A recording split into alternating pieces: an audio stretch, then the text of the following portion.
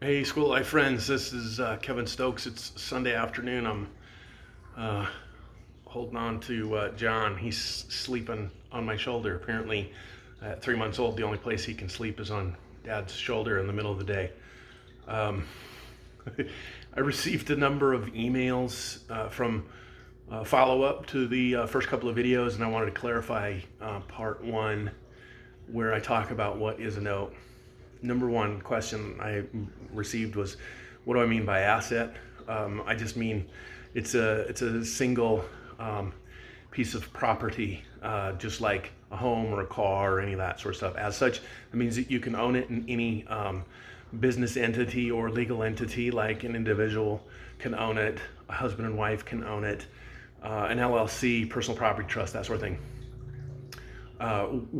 What the only thing you really have to consider when thinking about ownership of a note is if you're doing any sort of fractional division of ownership. I'm not talking husband and wife, but Bob and Joe buy a note together. They own it 50-50 or 60-40, however they split it. Well, you got to be careful with that because it becomes a security at that point whenever you try to sell it later. And so you don't want to cross that line unless you are legally set up correctly to do so. And it's not the end of the world, it's just something that you have to consider. The other thing that I meant to talk about or didn't really clarify that people were asking is, what are you entitled to when you own a note? Well, what you are entitled to is the unpaid balance.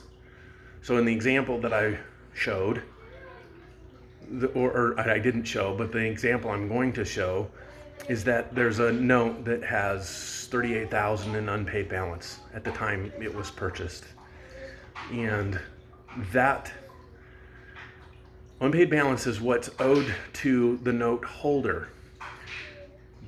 If they don't get it, because the agreement is to pay it over time, they'll get a fraction of that with each individual payment, plus whatever the interest payment is. So anybody that knows anything about an amortization schedule knows that the earlier payments in the process are mostly interest and a little bit of principal. Well, the only thing you're owed is the principal plus the interest. So if someone were to pay it off tomorrow after you bought it today, so you bought the note today, it's got $35,000 or $38,000 that's unpaid balance, and they paid it off tomorrow, you're only owed the $38,000. That's why you don't get any of the interest after the fact. If they pay it off in 10 years, then you get whatever it is at that point. Say it's $30,000, and you receive the $8,000 in payments between now and then, plus whatever interest those payments would have had on the original amortization schedule. So I hope that clarifies some of the questions, and if you have more, please post them. Thanks.